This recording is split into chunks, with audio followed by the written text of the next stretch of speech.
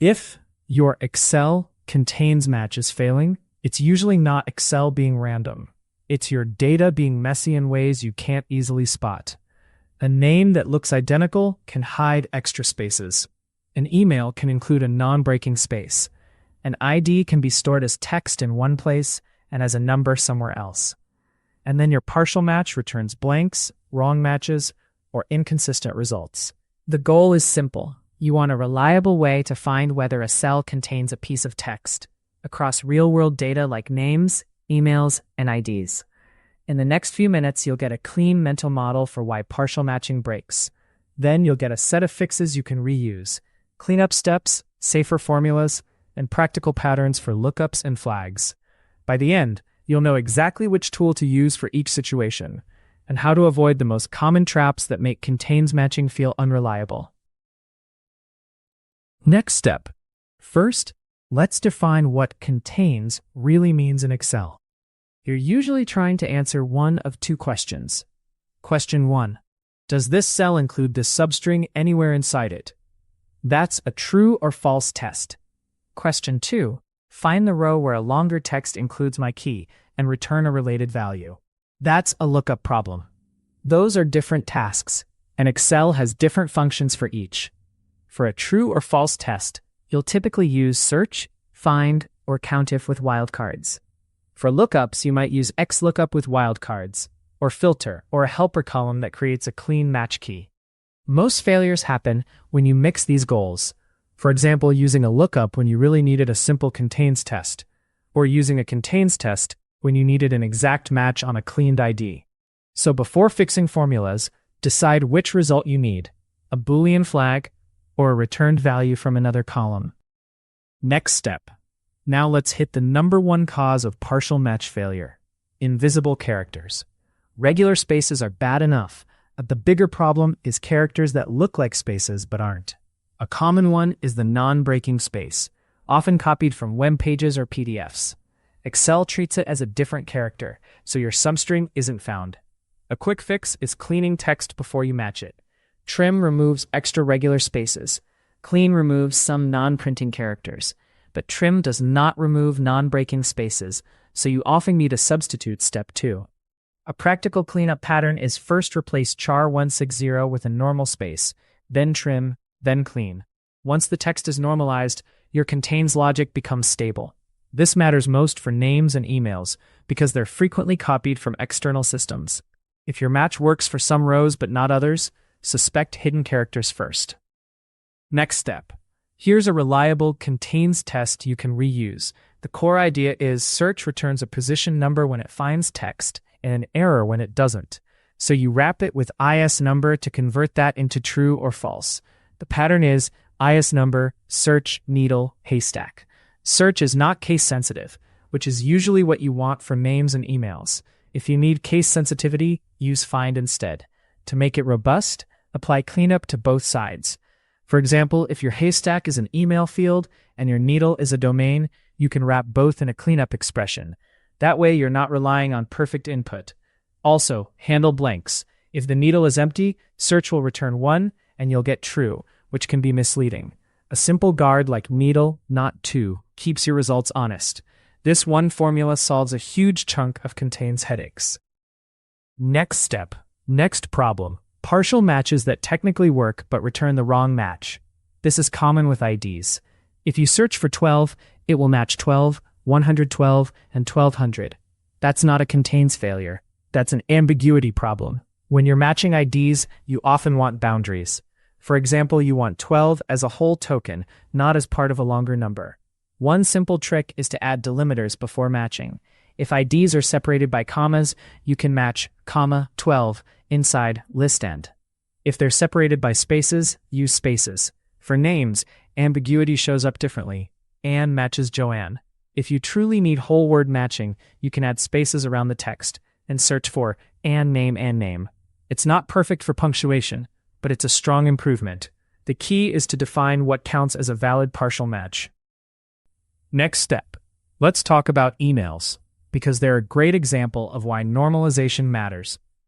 Email addresses are effectively case-insensitive in most real workflows. but Excel comparisons can still fail due to stray spaces, mixed casing, or hidden characters. A strong approach is to normalize emails into a helper column. Make everything lowercase. Remove leading and trailing spaces. Replace non-breaking spaces. Then match against that cleaned version. For a contains use case, like checking whether an email contains @company.com, use the cleaned email and a cleaned needle. For an exact match use case, like joining two lists of emails, do not use contains at all. Use an exact match on the normalized email. This separation prevents a common mistake, using wildcards for what is really a joining key. Wildcards feel convenient, but they can silently match the wrong person when two addresses share similar text. Next step. Now names. Names are messy because they include punctuation, multiple spaces, accents, and ordering differences. Smith John versus John Smith is not a contains problem you can solve with one magic formula, but you can fix the most common partial match failures. Start with normalization. Trim extra spaces, convert multiple spaces to single spaces, and standardize punctuation. Often, removing periods and commas helps when you're searching for a last name or a fragment. Then decide your match goal. If you're checking whether a full name field contains a last name, search works well after cleanup. If you're trying to match people across two systems, you usually need a stronger key, like email, employee ID, or a concatenation of cleaned first and last name.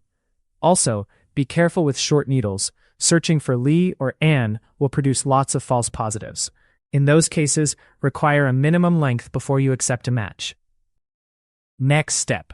A big source of confusion is numbers stored as text. IDs like 001234 might be text in one file and numeric in another. When you do partial matching, you might think you're searching for 0012, but Excel may have already dropped leading zeros somewhere. For IDs, decide early. Are IDs text or numbers? If leading zeros matter, treat them as text everywhere. That means formatting as text, or using a conversion like text, number, 00000 to enforce a fixed width. If you need contains logic on an ID field, convert both sides to text explicitly. Use something like text value 0 for simple cases. Then apply search. But again, for IDs, contains is usually a last resort. Exact matches are safer. If you're using contains because the ID is embedded inside a longer string, consider extracting the ID first with a text function, then matching exactly on the extracted result. Next step. Let's move from tests to lookups. Many people try to use XLOOKUP for partial matches and get confusing results. XLOOKUP can do wildcards, but you have to build the lookup value with asterisks, like @needle and needle, and you must use the match mode that supports wildcards. Even when it works, wildcard lookups can return the first match, not the best match. If multiple rows contain the same substring, XLOOKUP will stop early. That can look like a failure, but it's really an ambiguity. A safer pattern is, first create a helper column that flags contains with isNumber search. Then use filter to return all matching rows. If you truly need one result, you can then decide how to pick it, like the shortest match, the most recent date, or an exact ID when available. This turns a fragile lookup into a controlled matching process. Next step. Here's a practical workflow that avoids most contains-related surprises. Step 1. Create a normalized version of the text you'll match against. This is your clean column. Step 2. Create a normalized version of the needle if the needle comes from a cell. Step 3. Run a contains test using isNumber search. Step 4.